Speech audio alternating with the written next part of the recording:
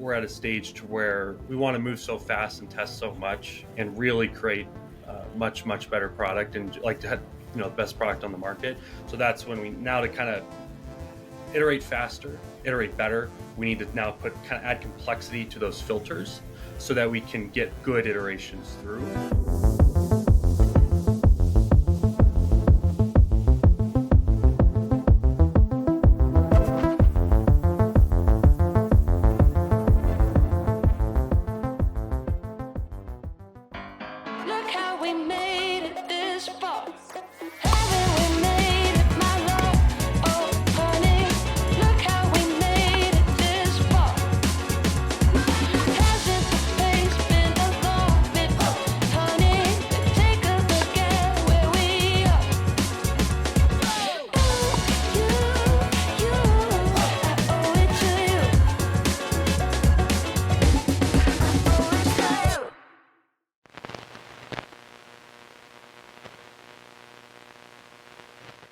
Welcome back to Selkirk TV and the Future of Pickleball show.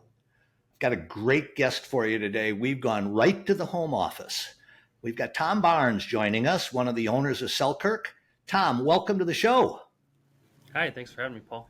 I am so excited to get you on here. I hear so much within the company about technology and the expansion and development of things. I've looked forward to getting you on the show. Would you give our audience a little bit of an idea of what role you undertake and what are your responsibilities in Selkirk management?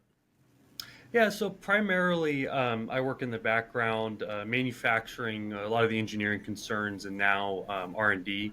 So thinking from the manufacturing perspective, this is my manufacturing office. We have our USA manufacturing right next door to me, and kind of dealing with the machines and a lot of the processes, quality, and then now we're getting into metrology. So like the advanced equipment to test what we're doing out here and get quantitative data, and then as well as like the Labs brand, kind of taking that over as well. And R&D in general for Selkirk means like quality control and engineering, and then the first half of product development. So one of the things that I've been looking forward to is having you both tell me, but to tell my audience as well. You guys have made some major moves in terms of the caliber of testing equipment and things for the process. How is technology factoring into your efforts and the company's efforts in terms of building and creating product? Yeah, so up until more recently, like maybe in the last 6 months, we kind of took up until 6 months ago, we kind of took a more traditional product development approach, where just kind of like test and iterate. At this point, there's a need to start to use more advanced techniques like metrology to measure things, and then take that quantitative data that's hopefully objective, and then putting that into some kind of model, so that we can start to filter out our testing results and filter out our testing approach via models, so we can actually not have to test as much and test more of the right things. So if we think of it as like a filter, you have like common sense, and that'll filter out some bad ideas. And then you have knowledge base, tribal knowledge of like the things we know, kind of the things we know that works and kind of things we know that don't. I know those are good filters. Those happen organically. But now we're at a stage to where we want to move so fast and test so much and really create much better product and like to have the best product on the market. So that's when we now to kind of iterate faster and iterate better. We need to now add complexity to those filters so that we can get more good iterations through, and then not even touch bad ideas. Get more good ideas, get less bad ideas, and then if you look at like an iteration tree, you have like tons of ticks that are things you try, and then you maybe narrow them down by half, and you have to try them again, and you narrow them down to half, try them again, narrow them down to half. Better filters allow you to go from 100 ideas to 3 to 1 versus 100 to 50 to 25. So it just allows you to move much quicker, and to not accidentally filter out good ideas.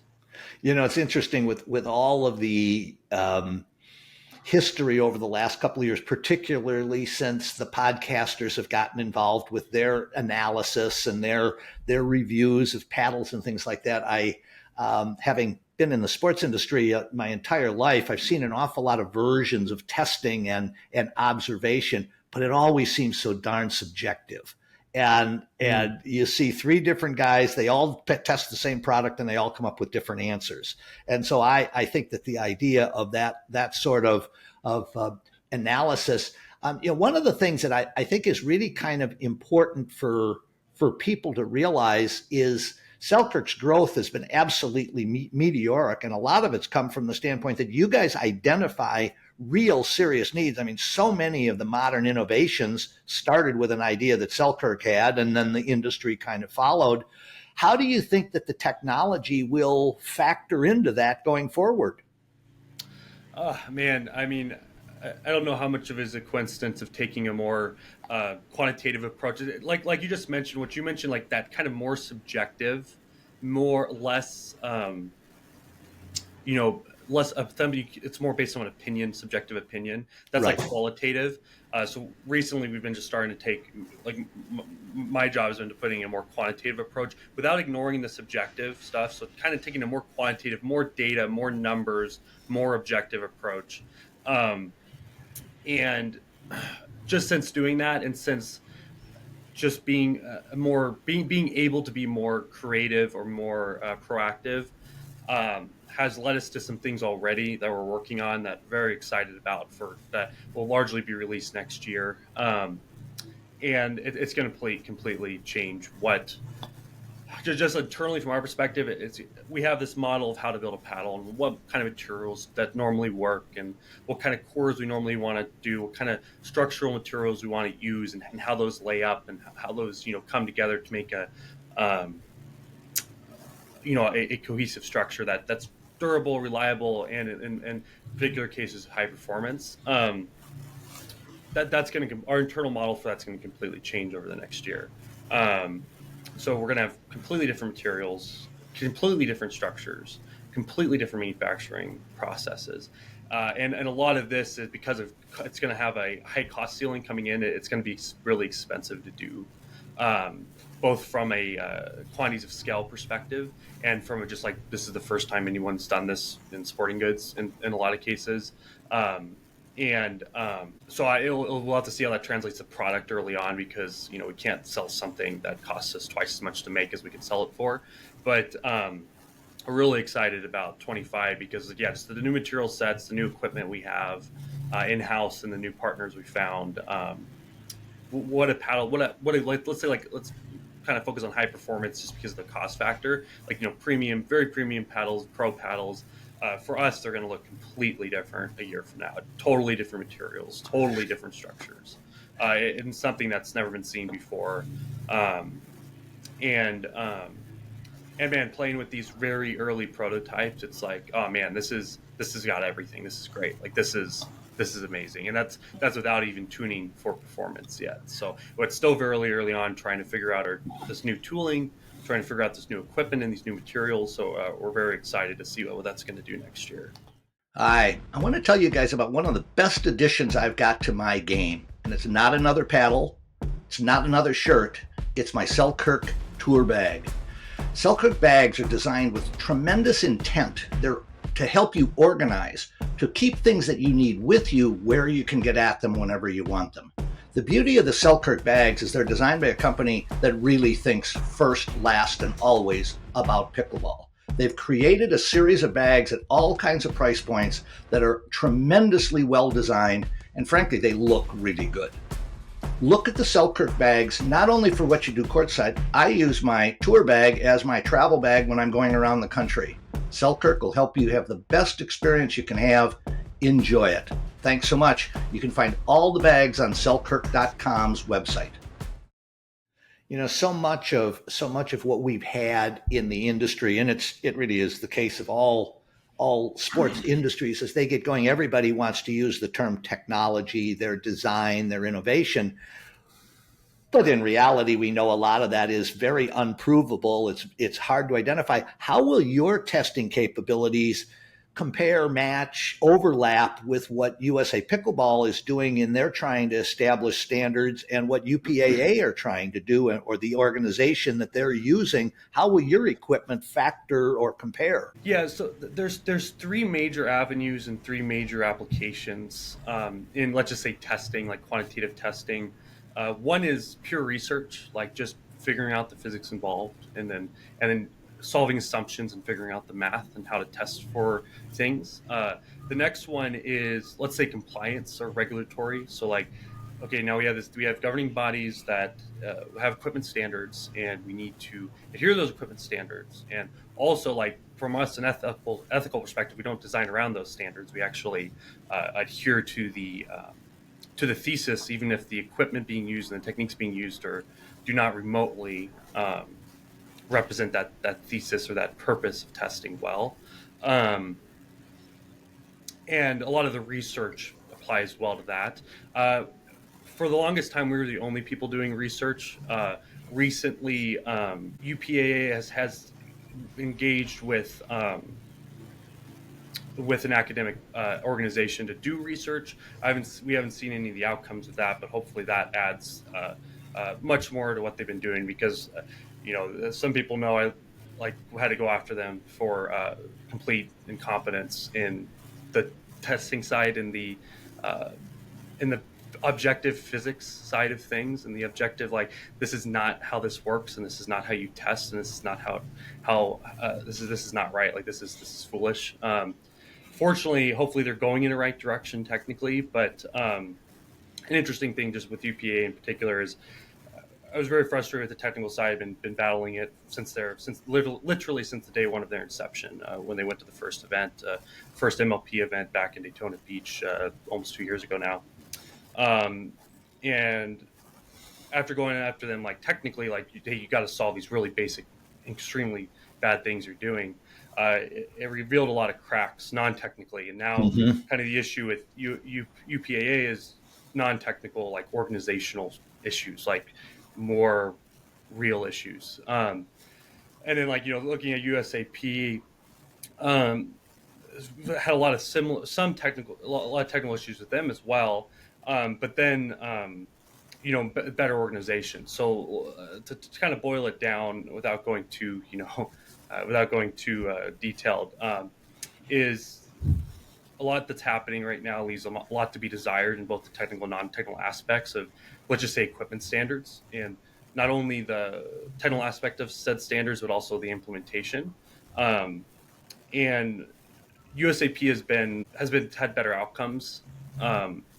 But I'm looking forward to see what UPAA can do. But we're concerned of kind of conflicts of interest there, and kind of, they saying one thing and then doing another, and that being a common theme. So much so that something I want to talk about, which I know I didn't bring it up beforehand, but something I'm working on is, I spoke to the vast majority of manufacturers, probably to the leadership of probably 60 to 80% of all pickleball manufacturers, like, let's say, grouped by revenue, right?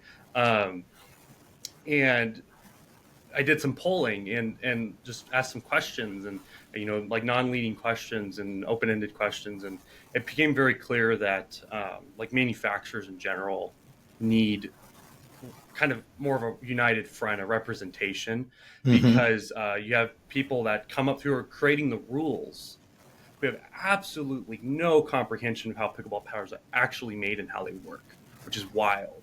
So, and then when we get put on, let's say, a committee like the UPAA Manufacturers Advisory Committee, and we're supposed to advise, we're not allowed to advise. It's all like a front. It's like they say, "Oh, this manufacturers advisory committee, the last one we had, I had all this polling results. We're going to present this polling results and present the issues we have as manufacturers, because we're here to advise, right?"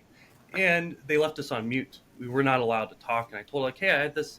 Me and everyone on this board basically got together and have something to present, and they wouldn't let us talk." So. Oh, that's That was very frustrating. So that's kind of the organizational stuff, because even if they're doing better on the technical side, it's much worse on the non-technical side than it was even probably a year ago. So Well, there's it's things like that are issues. So we're starting this thing called the Pickleball Equipment Manufacturers Association. It's a trade association for people in the pickleball industry that actually design and create in-house or contract manufacture their own designs. So, and that's an important distinction because there's a lot of Alibaba rebranders out there. There's a lot of people that are, just not actually adding value.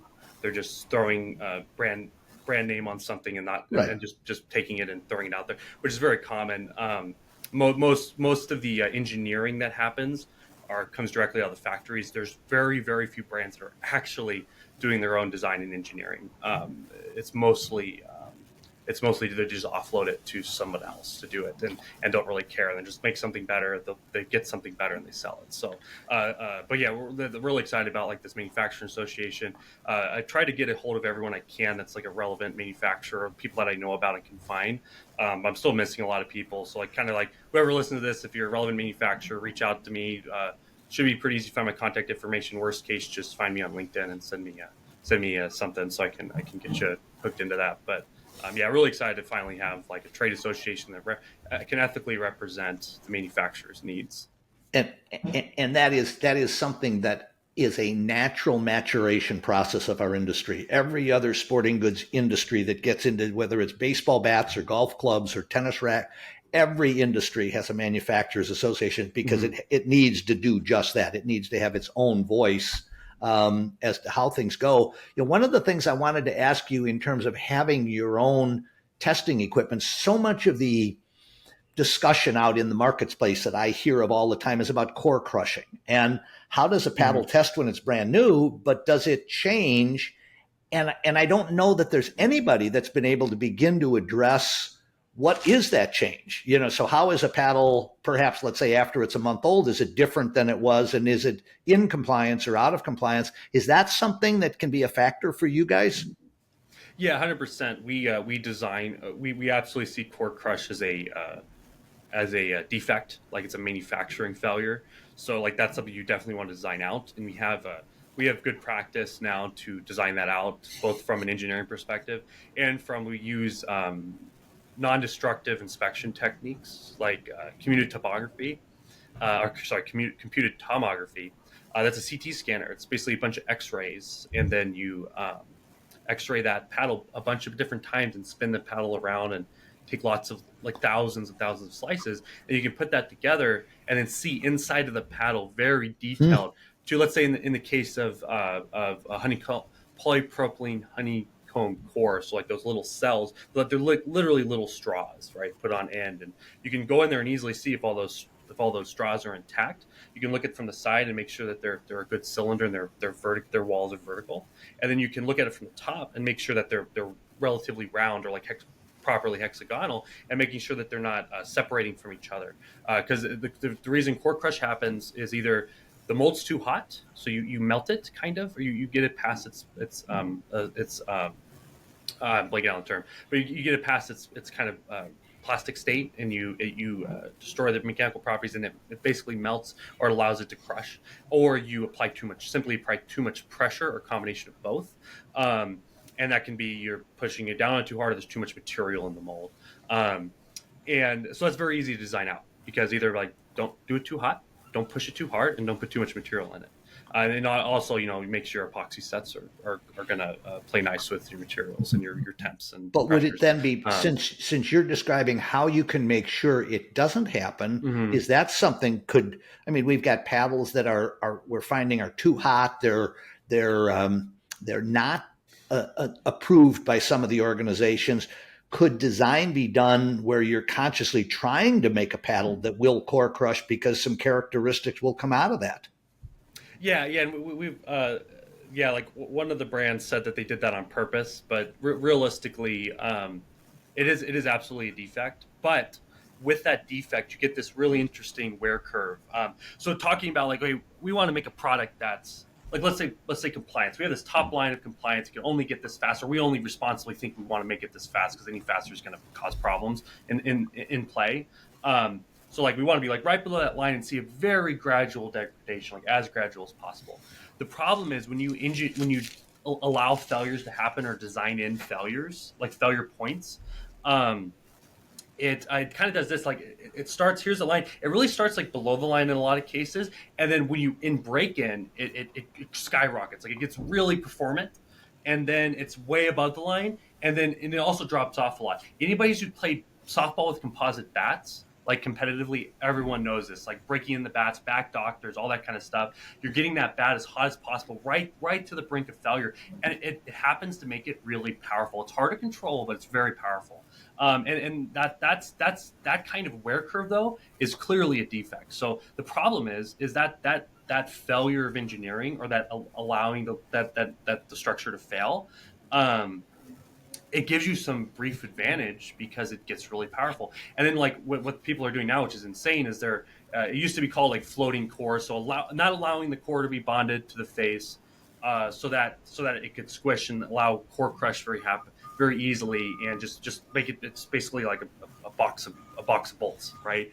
And then that does give you a really good collision dynamics, really high coefficient restitution, which is how efficient is the collision, with like it's the real side of the trampoline effect, and then that can give you power, and our use of power, or of the term power, and like yeah, so you get that short term effect, but like it's a defect, and you have to like pros are rolling through these paddles that are meant to fail, like every day, if not at every match, and it's wild how many hundreds of paddles are getting churned through just because they're not a good structure. Um, yeah, so it's man, that's like a huge problem, because and the core of it is like they're meant to design around the testing, because they don't test these things in situ. They don't actually bring these things back to the lab to verify it. Just it never very so rarely happens, it doesn't matter. So you can just create a paddle that passes the initial static testing, which by the way isn't high efficacy, so it doesn't really work. And then as soon as it gets out in the field and gets broken in, it becomes way too irresponsibly powerful, and then nothing's being done to address it. So, um, and that's where really dynamic, the word dynamic testing is coming from. What we're doing now is I call it static characterization. It's basically like, let's just take a thing and subjectively poke and prod it and get some numbers and pretend like that equates to the real world. It doesn't.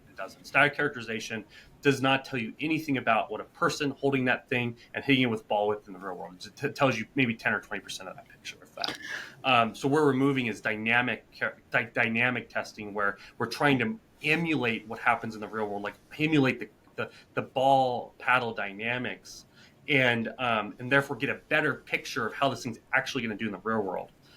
And that's a much tougher question. That's the kind of equipment we have. We have this dynamic testing. We've been working with academic institutes in more advanced testing, technically for like 2 or 3 years now. We started with balls, and we're way ahead of the curve there in general in the metrology side.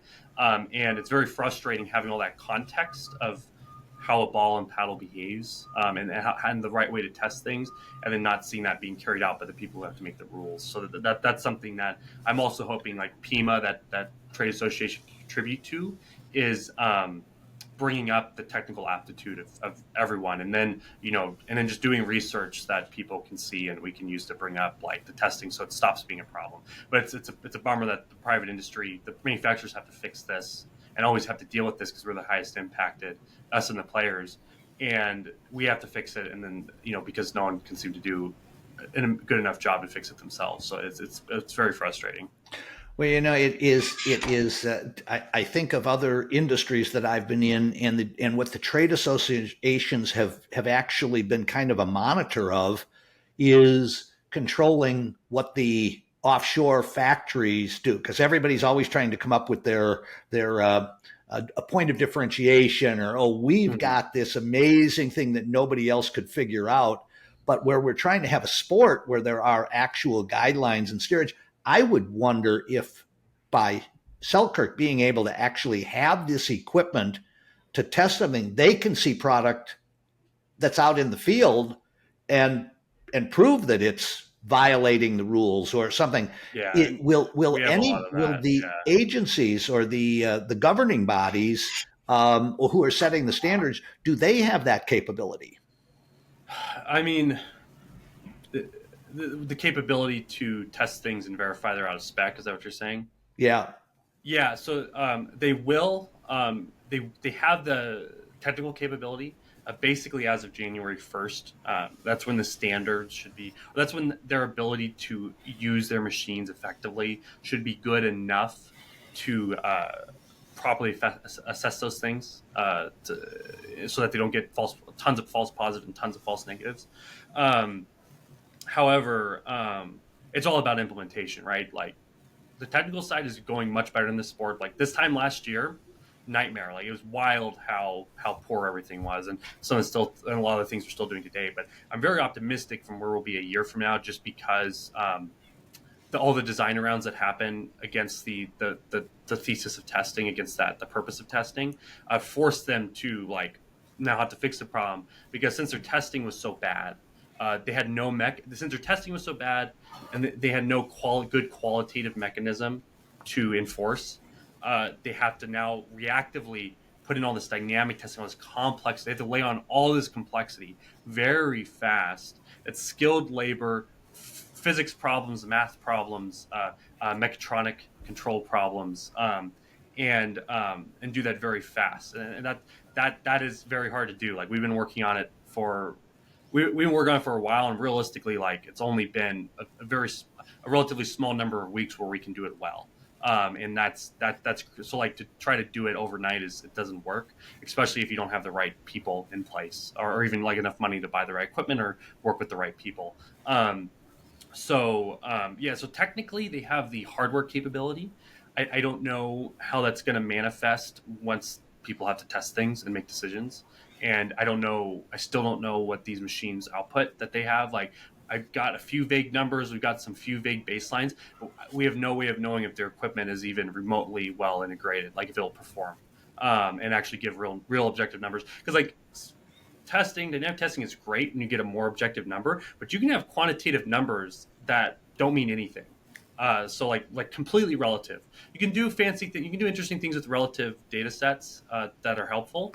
But man, like when you're trying to do a objective testing that, hey, this is the limit for power. Anything above it's too fast. Anything below it's too low.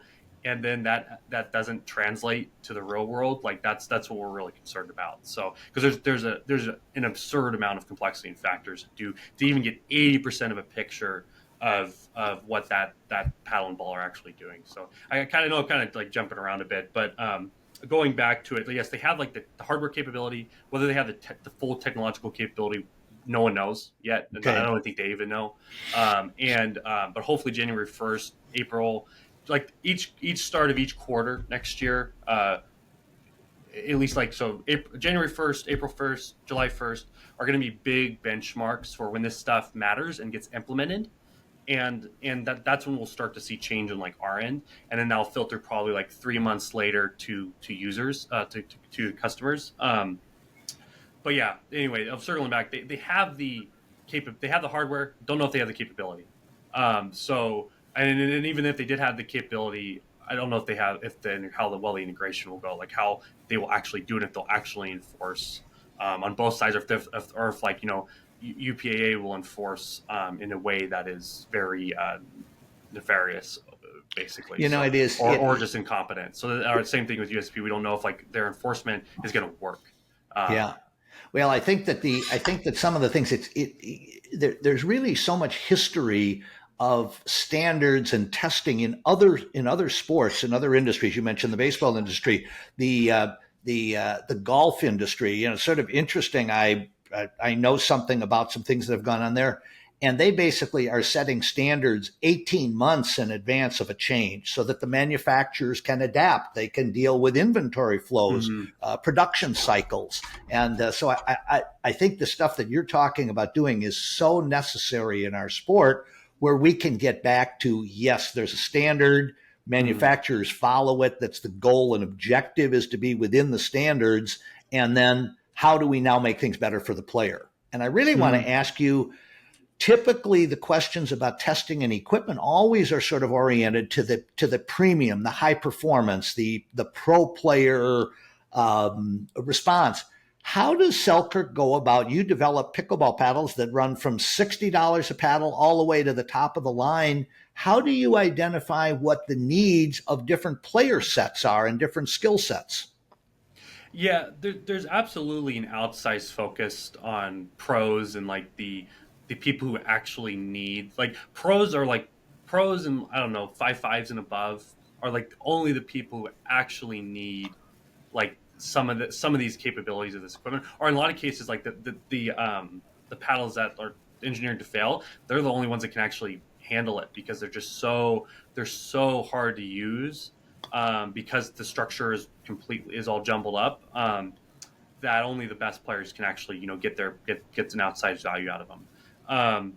But we believe we firmly, you have to hit like all market segments, but like for us, like 80% of players are the ones who are the normal players, like the people you go out to your local court, and it's a 3-5 game, if not 3-0 to 4-0 game if you go by rating, and just like your average people are just average families that want to get out and play. And this is what's awesome about pickleball is you see great grandkids playing with great grandmas, and they're out, they don't care about if their paddle is this or that or the other thing. They just want to play. So like we want to, like that was the goal of the SLK brand, was to get those people into pickleball and do it, with a piece of equipment that's quality, that's going to play well. Like it's not a bummer to use. And if they have any issues with it, we're going to replace it for them, no questions asked. Have the best customer service in the game, and just make sure that they're supported as much as we can support them. And with amateur player or with recreational players, like that's largely like just get them a good value, get them a great value piece of equipment, get them a great value paddle, get them balls that are durable, that don't break every 5 minutes, and give them a paddle that will last for years. And if anything happens to be wrong with any of that, yeah, like buy the Pro S1s. We'll get you, if one of them breaks, if your 4-pack breaks, send them back, and we'll get you another one.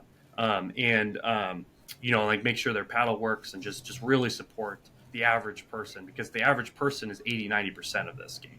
I think that gets really unappreciated, is like, of how the manufacturer decisions, equipment decisions affect the average person, and there's absolutely this insider bias towards just the pros and just the high octane players, and that's not the industry. The industry is everyone else. Like there's this unequal weighting, but we really care about the high performance premium stuff. But like we cannot forget about the people who just want to sit there and play pickleball and don't really care about much else. So you have to support them with equipment that's going to work. And if there's any issues, we take care of them. No questions asked, as fast as possible. Well, I love the idea of your being able to statistically and scientifically analyze what the paddles are doing. That's got to factor into feeding the whole range of prices, in terms of we can make a better moderately priced paddle than we did before because we know more, and we could do the same thing with our entry level paddles. We can do more, and I think that that's really exciting. I want to take just a moment out here. If you're watching this and you like these kind of interviews and you like the kind of information that our show is bringing to people, hit the like button, subscribe to this show. These are the kind of leaders of the industry that we're bringing together to be able to help and inform and steer the industry where it's going.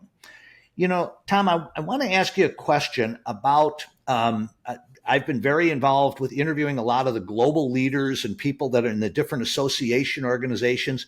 Does Selkirk have a position, or do they see a value in how the global governance is coming together? Do you guys have any opinions on that? I mean, we kind of need to figure, like, I'm aware of several of the international bodies, between like what's going on in Oceania, India, Vietnam, things like that. But I'm kind of, I guess maybe I'm hyper focused on the domestic stuff, like the Okay. USA stuff, because like that needs that's a long way. That's a long way to go still.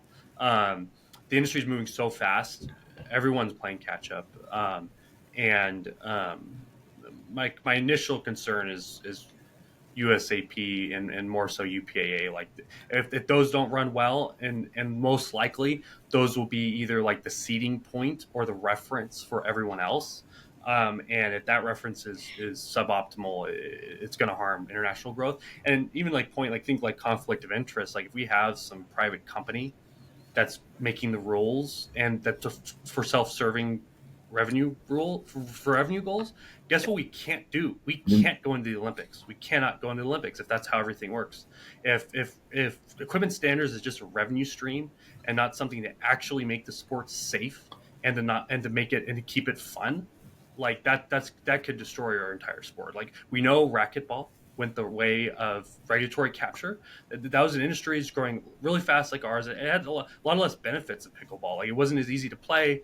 It wasn't as convenient. The courts were much more expensive. The equipment wasn't much different in price. And that entire sport got ruined by regulatory capture, by the regulators becoming regulated, by the Yep. manufacturers paying off the people making the rules, which ended up with the paddles getting so powerful that it ruined the entire game. I don't know if you played racquetball lately, but it's scary to get into that Right. court. It's so fast. I'm an athletic person. I played racket sports. I played all sports growing up, and I do not like getting in that room with racquetball because it's too fast. It's scary. So now you lose that dynamic of kids playing with their dads even or and like young people and older people being able to play because it just doesn't work anymore. And that's something that like we're like Pima is very worried about our sport getting most members most members that will be part of Pima that kind of like we're working on like the founding members right now. And I literally just sent out a letter that's like here's like the ethics, like here's a code of ethics and here's the mission, here's the Right. purpose.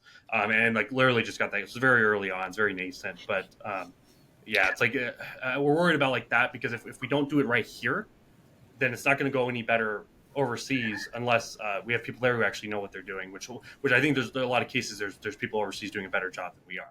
Yeah, And I yeah, recently saw the interview that Rob Nunnery did about having played in India, and he was commenting that he was playing against some players that had paddles that were obviously off the charts because they Mhm. over there they don't yet have any kind of governance or any kind of standardization. And Yeah. so I'm one of the things that Other I see as being very important to our short term sport as well as intermediate and long term is the fact that until we get a governing body that can then be the conduit to taking this kind of testing information and data and saying we're going to enforce that the same product standards are happening around the world. Obviously the US and Canada are where kind of everything is starting and growing because of the size and just the the density right budgets to now. do it. So it'll be sort of interesting to see where that goes. The issue in terms of unification in the sport is that something? So if you're able to organize a manufacturers association where the overall pie is served by how big can the sport get around the world, do you think that the association would be a resource for providing information and direction for how the sport is played worldwide? I mean, there's definitely some crossover. So this is like the goal of Pima is like the manufacturer's perspective, and like we want like manufacturers want the sport to grow. We want this to be the biggest sport in the world, maybe someday, right? And like for me, like for me, I think it's common sense, but it seems like this isn't the case in practice. We're like, hey, if like we all do a good job and responsibly grow the sport, then we all win. But if you do these actions that harm other people and literally damage things just so you carve out this little niche that only you can be in because you just figured out you could design around the rules and then just not Design start correcting around. anything. I love your choice of Design arounds words. design arounds are so easy. Like Right. you have no idea how bad the current testing is. We could be cheating so hard and so easily, and Yeah. never get in trouble for it because we'd be within the rules, and it's got to stop. Like, and I'm hoping that dynamic testing will do that. But or be a component to that. But man, like yeah, so we firmly like, hey, if we do grow the sport responsibly, we don't allow regulatory capture to happen, which we've got a small taste of several months back. Like if we don't allow that to happen, then hey, if the tide rises, so do all boats. Like everyone will win. We'll win. You'll win. All the other manufacturers win. The players themselves will win. The actual the people who actually matter to the game, the players will win. You'll get better product that's actually more fun to play against other people with.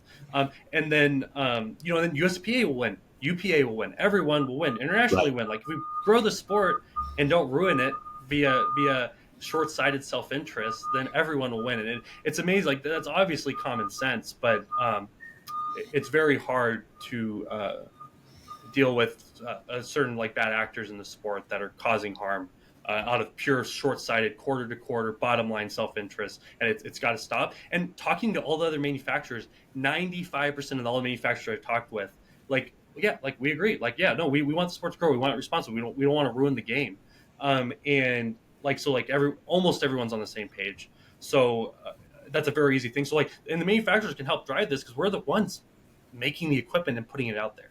So like we're a huge link in the chain of of growing the sport responsibly from the way of like, hey, let's build a product that's safe. Like let's make sure it doesn't have like not made with extremely dangerous materials. Let's make sure that it doesn't fall apart and hurt somebody. Let's make sure it doesn't hit ball so fast that we're hurting people.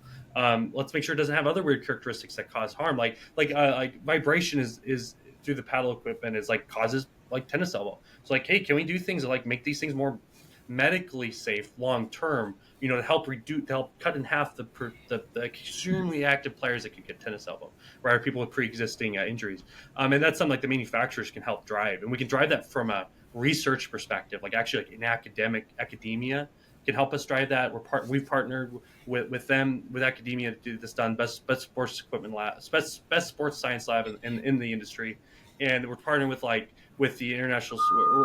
I'm trying to partner with the International Sports Engineering Association, like just like get like being able so we have more resources to do a better job and to grow this sport responsibly. Because like we've always day one, the original business started in our dad's basement, and then that turned into Selkirk Sport, and like we grew grassroots.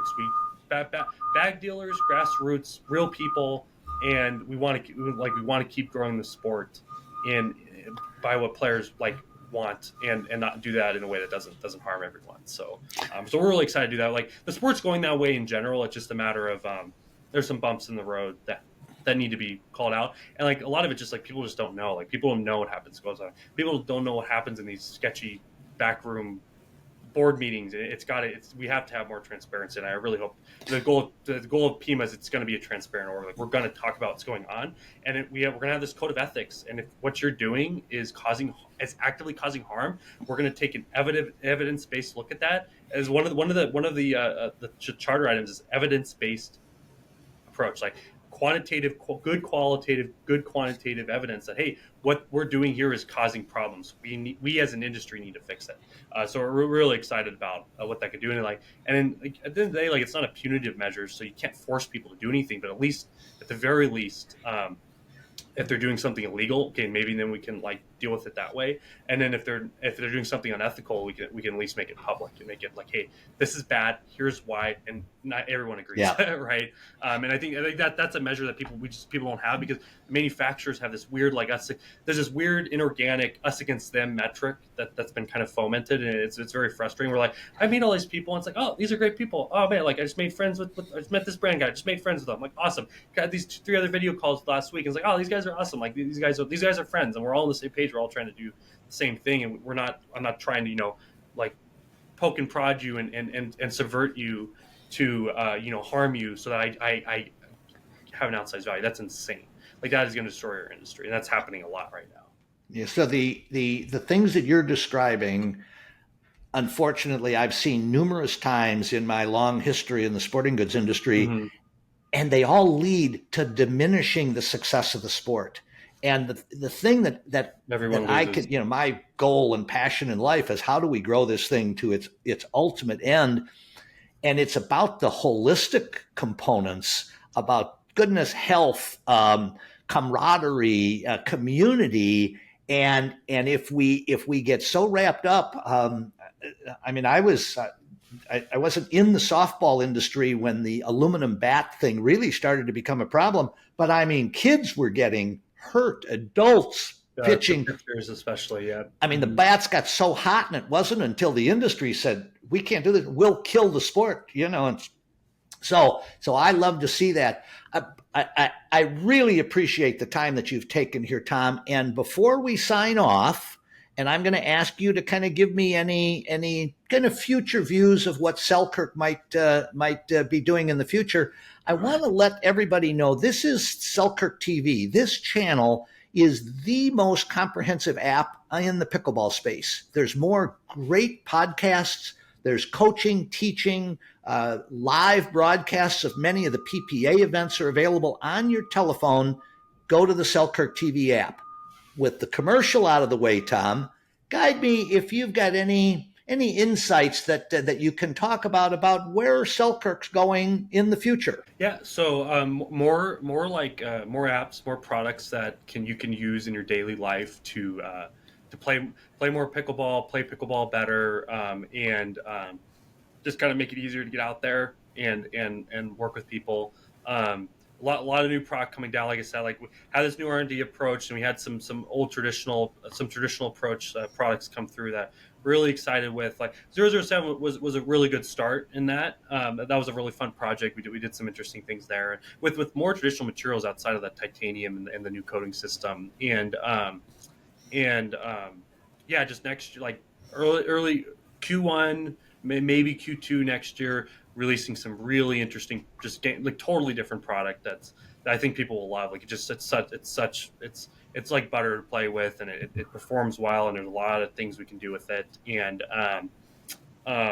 yeah, like I'm more on the manufacturing side, so I'm not as tied into every initiative we're doing as well. So I'm not exactly sure what some of the levels of what is it confidentiality are entirely. So Sure. No, the and main thing is like I'm certainly a not lot. trying to put you on the Yeah, spot. no, I don't want to go out there, but yeah, we're really excited about a lot of new soft goods coming out, like a really amazing apparel line coming out at like late, at least the next fall, and then a lot of new high performance product, interesting product. Really excited what we're doing here in R&D. We're going to talk more about like this is an aspect. I think I've done on a few other podcasts, like one like live stream, and we're really excited to like start talking about this stuff more because everyone Yeah. thinks that what's going on is like everyone thinks what they're doing is super special and super secret, and a lot of it's not. A lot of it's like stuff that everyone is largely doing. So like we want to talk about that more and just kind of give more insights, like what is going on in the industry.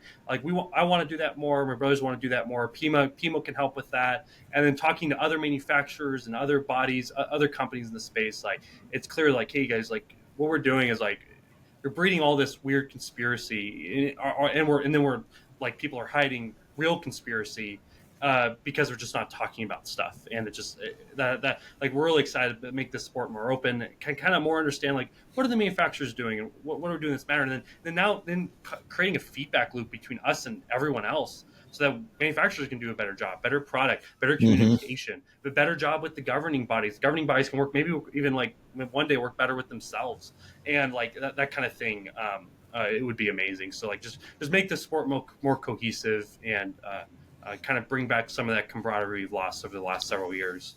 Well, Tom, let me tell you, I'm personally really glad to get engineering perspectives because we've got all kinds of smoke and mirrors, sales, marketing stories that go on in the industry. It's really, I love the fact that you guys are taking the technical, strategic approach to really understanding this.